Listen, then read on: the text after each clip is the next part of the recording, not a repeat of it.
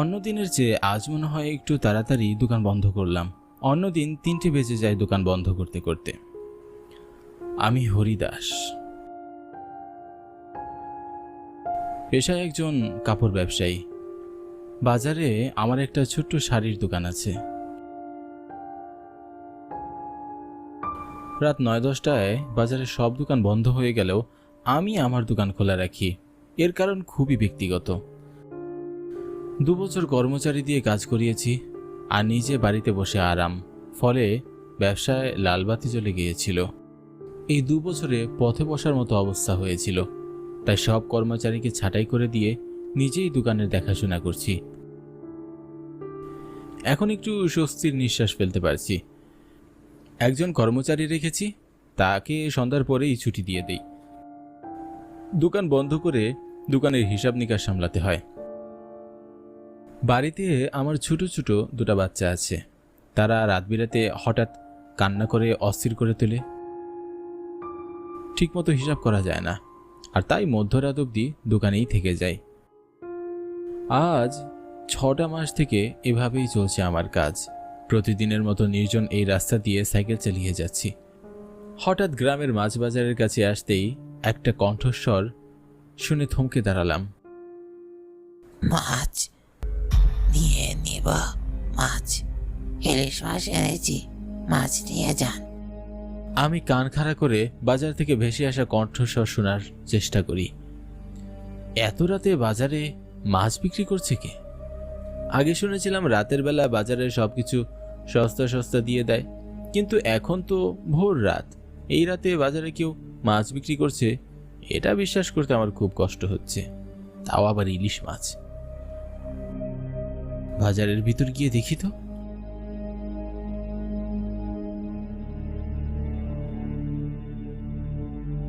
বাজারের ভিতরে গিয়ে আমি কাউকেই দেখতে পাই না। নীরব নিস্তব্ধ বাজার, একটা জনমানবের চিহ্ন পর্যন্ত নেই। তাহলে মাছ নিয়ে হাঁকডাক কে করছে শুনি? তাহলে কি আমি ভুল শুনেছি? হতে পারে আজকাল কাজের চাপে মনটা বড় বেখেয়ালি হয়ে আছে। কোথাও ঘুরে আসলে মনে হয় ভালো হবে। বেড়াতে গেলে আবার দোকান বন্ধ রাখতে হবে, এই চিন্তায় আবার কোথাও যাওয়া হয় না। মনের ভুল ভেবে বাজার থেকে বের হয়ে গায়ের পথ ধরে আবার হাঁটা শুরু করি। বাড়িতে গিন্নি আমার পথ চেয়ে আছে।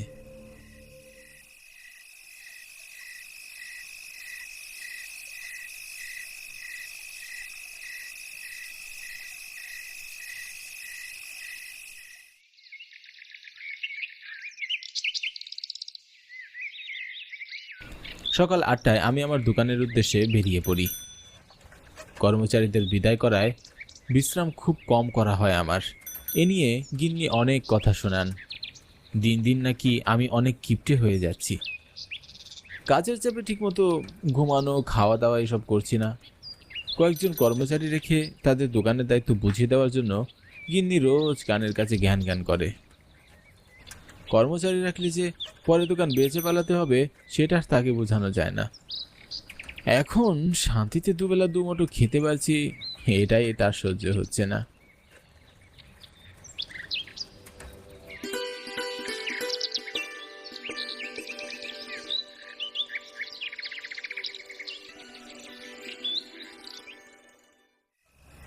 রোজকার মতো দোকানের হিসাব ঠিকঠাক করে দোকান বন্ধ করে সাইকেল নিয়ে বাড়ির উদ্দেশ্যে রওনা হলাম।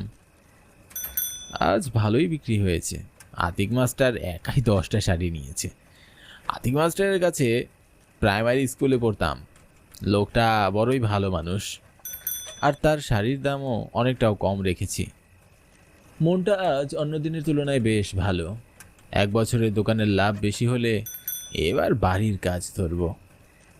পাকা বাড়ি করার ইচ্ছা আমার বহুদিনের।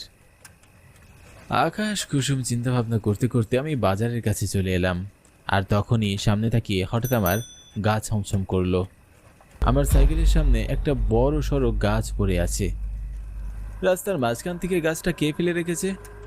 আজ তো কোনো রকম ঝড় বৃষ্টি হয়নি, তাহলে এই গাছ রাস্তায় এলো কি করে? এ চোরের কাজ নয় তো? হয়তো এখানে কোথাও ঘাপটি মেরে বসে আছে। আমি সাইকেল নিয়ে হাঁটা শুরু করি। আর তখনই গত রাতের মতো কণ্ঠস্বর শুনতে পাই, একটা কর্কশ কণ্ঠস্বর। মাছ নেবে মাছ, ভোর রাতের ইলিশ মাছ, মাছ নেবে মাছ। আজও ঠিক বাজারের ভিতর থেকে মাছ বিক্রেতার হাঁক ডাক শুনতে পেলাম। আবার কেমন যেন খটকা লাগছে, পরপর দুদিন তো আমি ভুল শুনবো না। বাজারের ভিতর গিয়ে দেখি তো। সাইকেল নিয়ে হেঁটে হেঁটে আমি বাজারের ভিতরে চলে এলাম। কাছে যেতেই দেখতে পেলাম একটা লোক সামনে কিছু মাছ নিয়ে বসে আছে। মাছগুলোর দিকে ভালো করে তাকাতেই আমার চোখ চকচক করে উঠল। এ তো দেখছি ইলিশ মাছ। কি আজব ব্যাপার, ভোর রাতে নির্জনেই বাজার ইলিশ মাছ বিক্রি হচ্ছে। ইলিশ দেখে জিভে জল চলে এলো। বহুদিন ইলিশ খাই না। এই ইলিশ বাড়িতে নিয়ে গেলে গিন্নি অনেক খুশি হবে। এত রাতে মাছ নিয়ে বসে আছে, নিশ্চয়ই বেচারার বিক্রি হয়নি সারাদিন। হবে কি করে? আকাশ ছোঁয়া দাম চাইলে তো সাধারণ মানুষের আর কেনার সামর্থ্যই থাকে না। এত রাতে মাছ বিক্রি করছেন চাচা, তাও আবার ইলিশ মাছ? ও, রাইতেই তো মাছ বেচা মজা। তাই নাকি? ইলিশ কত করে? মনে হচ্ছে পচা মাছ। না না, পচা না, একদম টাটকা, একটু আগে ধরে আনছি। দেখুন চাচা, মিথ্যা বলবেন না। এত রাতে মাছ ধরে বিক্রি করছেন, এটা বিশ্বাস করার মতো নয়। কম করে কত পারবেন সেটা বলুন। দামে মিললে আপনার থেকে আমি মাছ কয়েকটা নিব।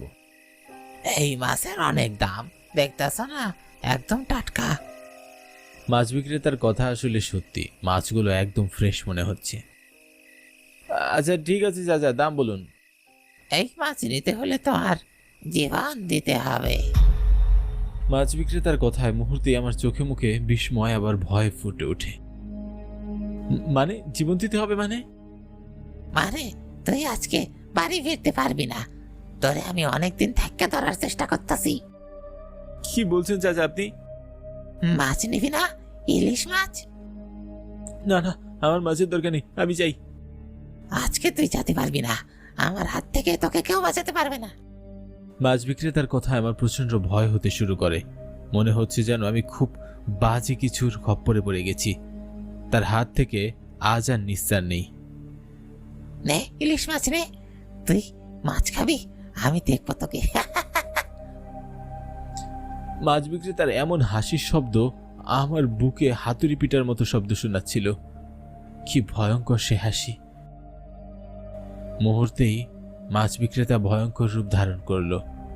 সারা শরীর কাঁটা দিয়ে উঠল আমার। কি ভয়ানক চাহনি! চোখগুলো টকটকে লাল, বড় বড় ধারালো দাঁত, শরীরের বিভিন্ন জায়গা থেকে রক্ত গড়িয়ে পড়ছে। ভয়ঙ্কর এই রূপ দেখে আমার মূর্ছা যাওয়ার মতো অবস্থা। ভয়ে আমি চিন্তা শক্তি হারিয়ে ফেলছি। কি করব বুঝতে পারছি না।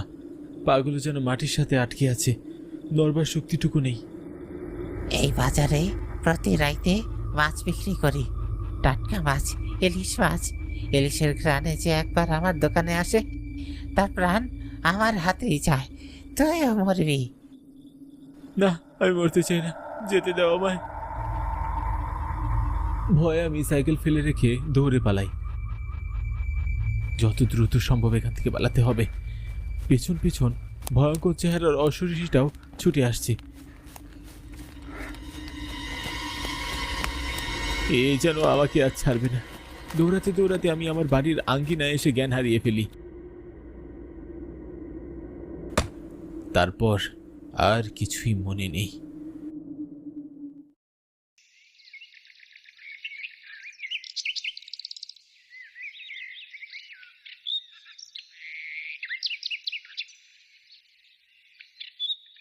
সকালে চোখ মেলে আমি নিজেকে আমার বাড়ির খাটে আবিষ্কার করি।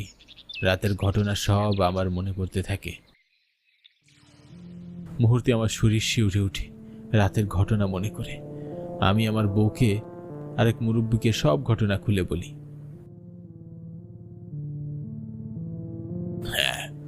প্রায় ভোর রাতে ওই মাছ বাজারে মাছ নিয়ে একটা বুড়ো লোক বসে।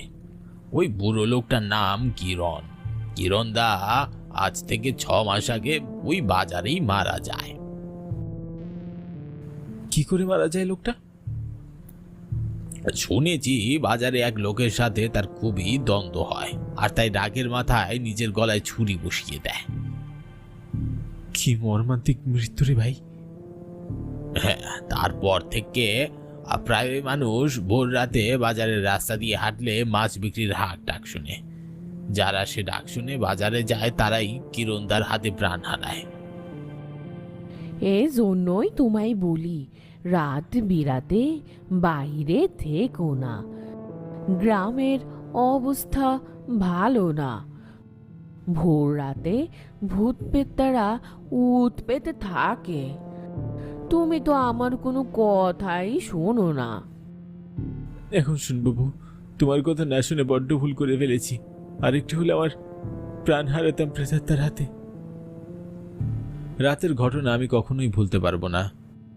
ভয় ও আতঙ্কে 7টা দিন আমি জ্বরে কাতরাতে থাকি। সুস্থ হওয়ার পর আমি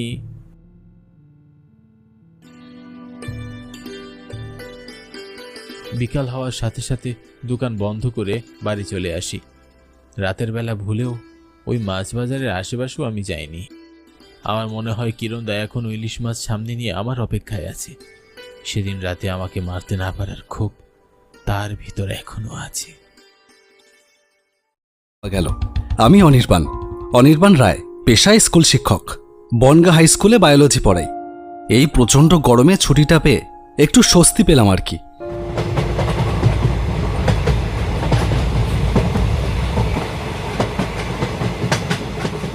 গতকাল রাতে আমার কলেজ জীবনের বন্ধু বিকাশের সাথে কথা হয়েছে। বিকাশ বলল, ছুটি যখন পেয়েছিস চলে আয়, আমাদের এখানে কাটিয়ে যা। গ্যারেন্টি দিতে পারি আশাটা বৃথা হবে না। আর কিছু ভাবিনি।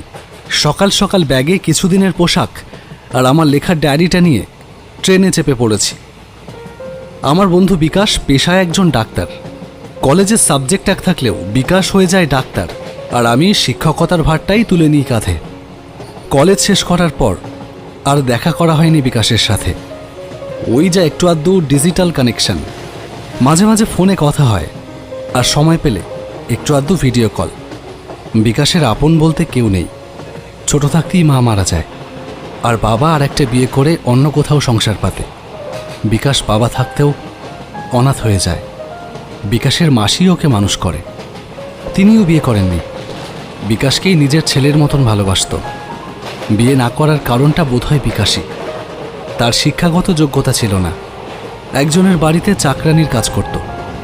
বিকাশ কলেজে থাকতেই একদিন ওর এই মাসিও মারা যায় ছাদ থেকে পড়ে। তারপর থেকেই বিকাশ বড্ড একা। তবে বিকাশের চোখে মুখে একা থাকার কষ্টটা, সেই একাকিত্বটা কখনো দেখিনি। ও একটু অন্যরকম, এই দুনিয়া থেকে সম্পূর্ণ আলাদা। খুব একটা এক্সপ্রেসিভ না। কষ্ট কি নেই? আছে তো ঠিকই, তবে তা কখনো প্রকাশ করেনি।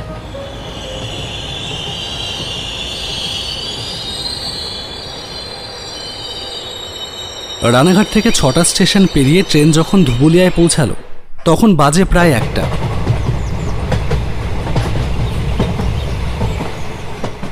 গরমের সময় লোকাল ট্রেনের ভিড়ঠাসা কম্পার্টমেন্টে যে কি কষ্ট তা বলেই বোঝানো যাবে না।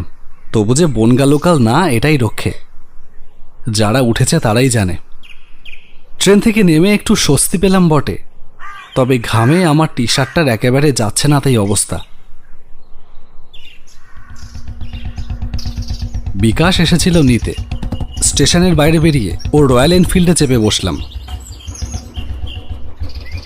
এই ধুবুলিয়া জায়গাটার নাম আগেও শুনেছি, তবে আসা হয়নি কখনো।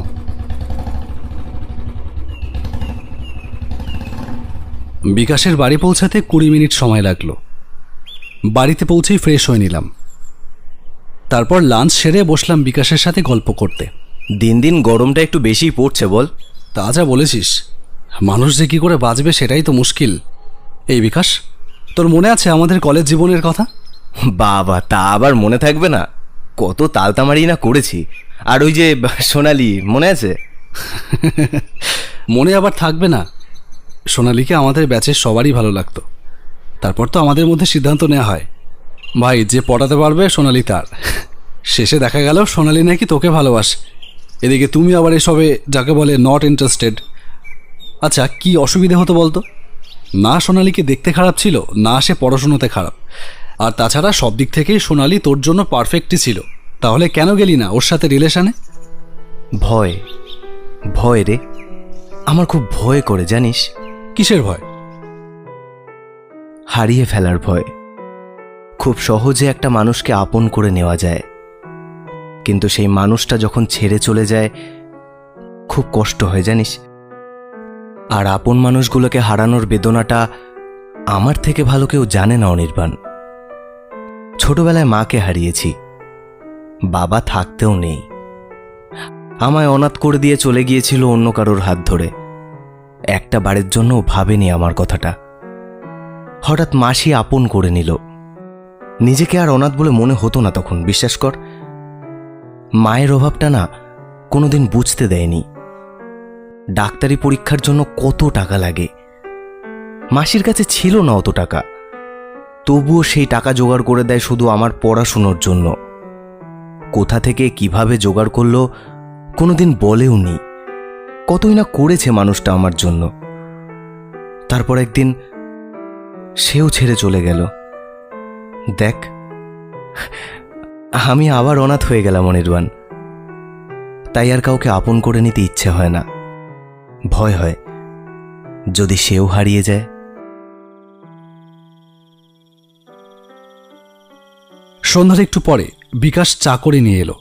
সোফার সামনে সেন্টার টেবিলে চায়ের কাপটা রাখতেই বিকাশের ফোনটা বেজে উঠল। ফোনটা রিসিভ করলো বিকাশ। হ্যালো, সে কি?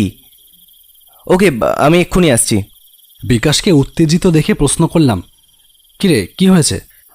আর বলিস না, আমার একটা পেশেন্ট হঠাৎ মাথা ঘুরে পড়ে গিয়ে সেন্সলেস হয়ে গেছে। এক্ষুনি যেতে হবে রে। কিন্তু চাটা? আমি ডাক্তার অনির্বাণ, পেশেন্ট মরতে বসেছে আর আমি চা খাবো এখন? বড্ড বিবেকে বাঁধবে। আসছি রে, তুই চা খেয়ে নে, আমি বাড়ি ফিরে তোর হাতের এক কাপ চা খাবো। ওকে, বাই। অন্তর্দন্ত করে বিকাশ পেরিয়ে গেল। আমি দরজা বন্ধ করে চা খেয়ে ডায়েরিটা নিয়ে বসলাম। আজ সারাদিনে আমার সাথে ঘটে যাওয়া ঘটনাগুলো সব লিখে ফেলব। রাত তখন 8টা। বিকাশ বেরিয়েছে প্রায় ঘন্টাখানেক হয়ে গেছে। ডায়েরি লেখা শেষ করে আমি সোফায় বসে একটু ফোন ঘাঁটছিলাম। হঠাৎ কলিং বেলটা বেজে উঠল।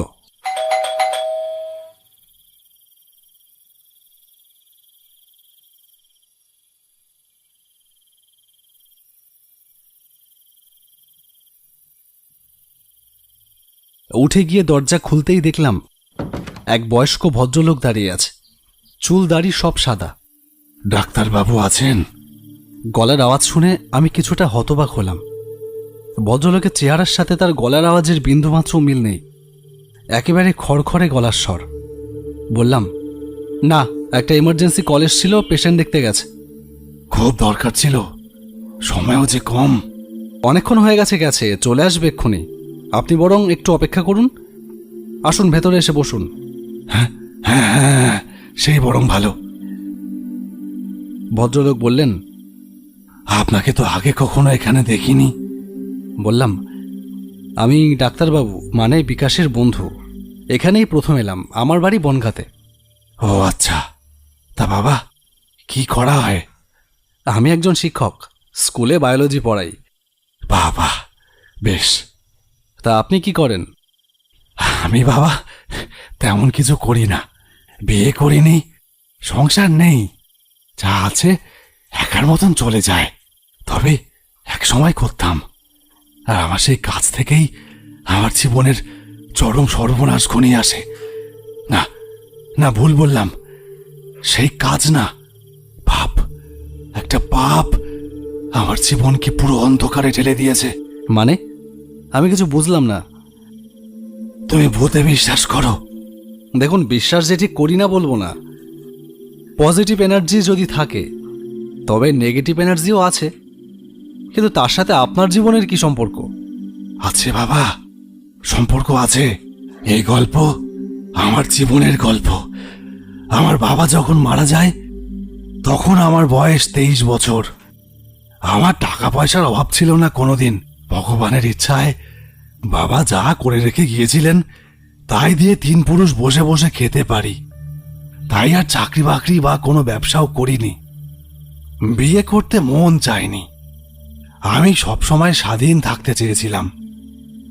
ব্যাংক যতটা সুদ দেয় তার থেকে কম সুদে মানুষকে টাকা ধার দিতাম। এই ছিল আমার পেশা।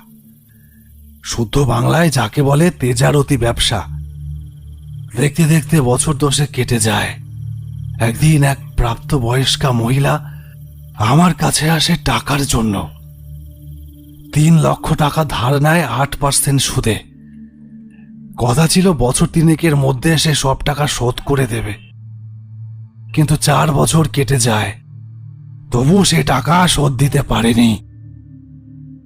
কিন্তু টাকা ধার নিলে শোধ তো করতেই হবে। ঠিক হয়, সে আমার বাড়ির যাবতীয় কাজ করে দেবে।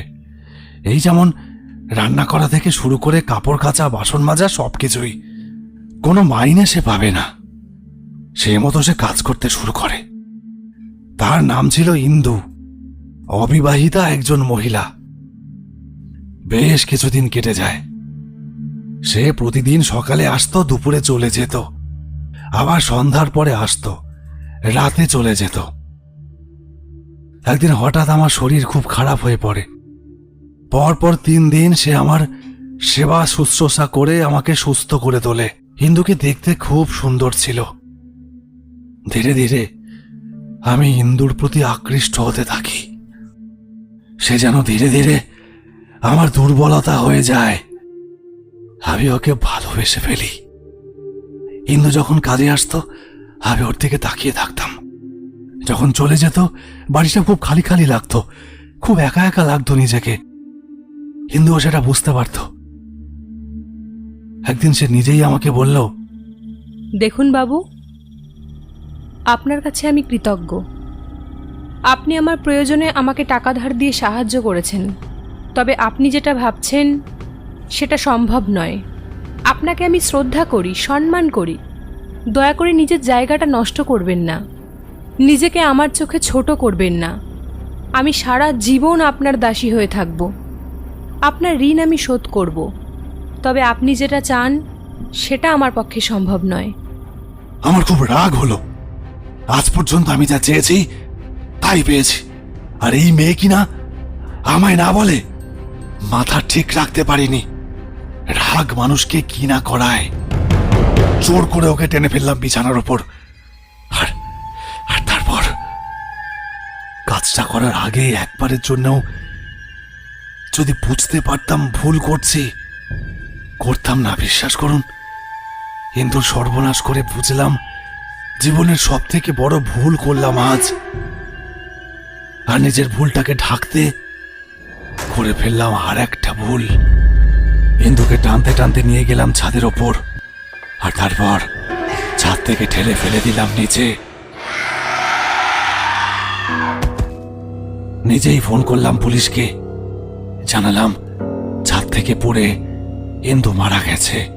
বডিটা যাতে পোস্টমর্টম না হয় সেই জন্য কিছু টাকাও দিয়ে দিলাম। বাকিটা স্থানীয় পুলিশ বুঝে নিয়েছে। তারপর দিন থেকে শুরু হয় নানান সমস্যা। সব সময় বাড়িতে কারোর একটা উপস্থিতি অনুভব করতাম।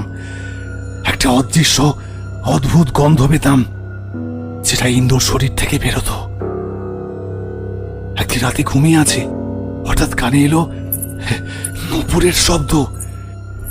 ঘুম ভেঙে গেল। পরিষ্কার মনে হলো একটা কালো ছায়া যেন ঘর থেকে বেরিয়ে গেল। শীত ধারা বরাবর একটা ঠান্ডা স্রোত অনুভব করলাম। বিছানা থেকে নেমে বাইরে এলাম। কই কই কেউ নেই। মনে হলো ভুল দেখেছি। আবার ঘরে এসে শুয়ে পড়লাম।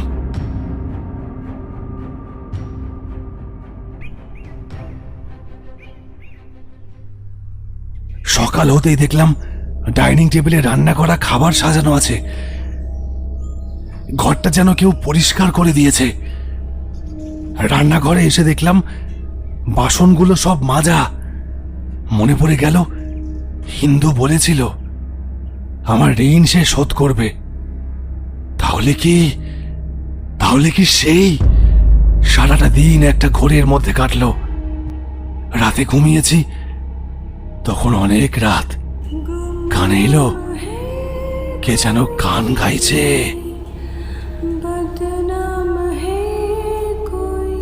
ইন্দু কাজ করতে করতে এভাবে গুনগুন করে গান গাইতো।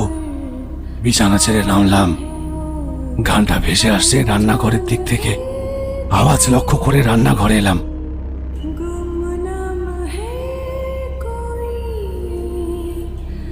যা দেখলাম তাতে আমার হৃৎপিণ্ডটা যেন বাইরে বেরিয়ে আসতে চাইলো।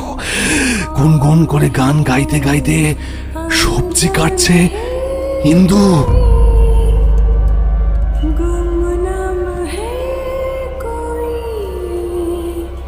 পুরোটা মুখ থ্যাতলানো, মনেহীন, চোখের লালচে কোটর থেকে ঝরছে রক্ত। হঠাৎ যেন চোখের সামনে অন্ধকার নেমে এলো। তারপর আর কিচ্ছু মনে নেই।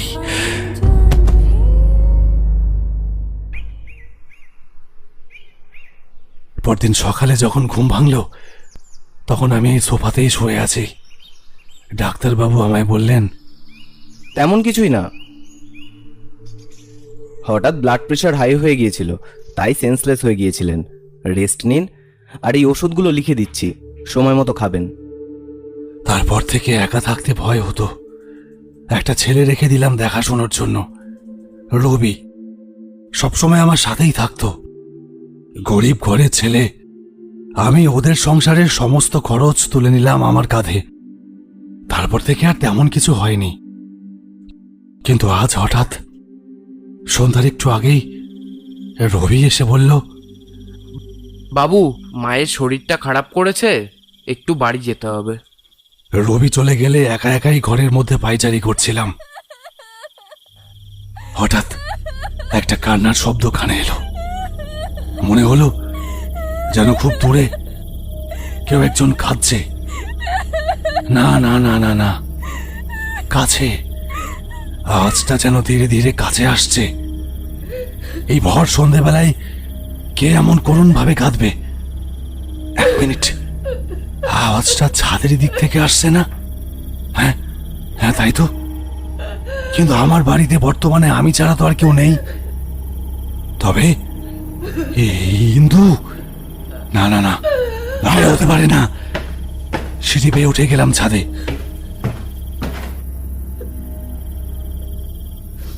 ছাদের রেলিং এর ওপর পেছন ঘুরে দাঁড়িয়ে ও কে? হ্যাঁ, একটা গন্ধ ভেসে আসছে, যেন খুব চেনা একটা গন্ধ। তাকে আমি ডাকলাম, এই যে কে আপনি? এখানে কি করছেন? সে কান্না থামালো, তারপর বলল, এই জায়গাটার কথা মনে আছে বাবু? বলেই সে আমার দিকে ঘুরলো। হ্যাঁ, সেই দাঁড়িয়ে আছে ছাদের রেলিং এর ওপর। হিন্দু পলকের মধ্যে সে চিৎকার করে পড়ে গেল ছাদের রেলিং থেকে একদম নিচে। আর সাথে সাথে ভেসে এলো একটা গান। गुमनाम है कोई, बदनाम है कोई, इसको खबर। আমি আর সহ্য করতে পারলাম না, সেখানেই জ্ঞান হারালাম। ভদ্রলোক চুপ করলেন। কি সাংঘাতিক! ভদ্রলোক কিছুক্ষণ মাথা নিচু করে বসে রইলেন। তারপর হঠাৎ বললেন, ডাক্তারবাবু এখনো এলেন না, কিন্তু আমি আর বসতে পারবো না। আমার টাক এসেছে, আর আমি চলি। চলে যাবেন? আচ্ছা, ঠিক আছে, আপনি যান। বিকাশ এলে আমি আপনার কথা বলবো। আপনার নামটা? আমার নাম ব্রজভূষণ ব্যানার্জি। ভদ্রলোক হনহন করে বেরিয়ে গেলেন ঘর থেকে। মিনিট 20 পরেই বিকাশ এলো। কিরে, এত দেরি হলো? আর বলিস না, ভদ্রলোক মারা গেছেন। কিছু একটা দেখে খুব ভয় পেয়েছিল মনে হলো। Heart attack. এখানে আসার পর আমার ফার্স্ট পেশেন্ট ছিল, বুঝলি? ব্রজভূষণ ব্যানার্জি। হোয়াট? হ্যাঁ, কিন্তু তুই এমন রিয়্যাক্ট করলি কেন? চুপ করে গেলাম। তাহলে একটু আগে যে আমায় তার জীবনের গল্প শুনিয়ে গেল, সে কে? আর সে আমায় কেন তার জীবনের গল্প শোনাতে এলো? হঠাৎ একটা কথা মনে হতেই বিকাশকে জিজ্ঞাসা করলাম, আচ্ছা বিকাশ, তোর মাসির নাম কি ছিল?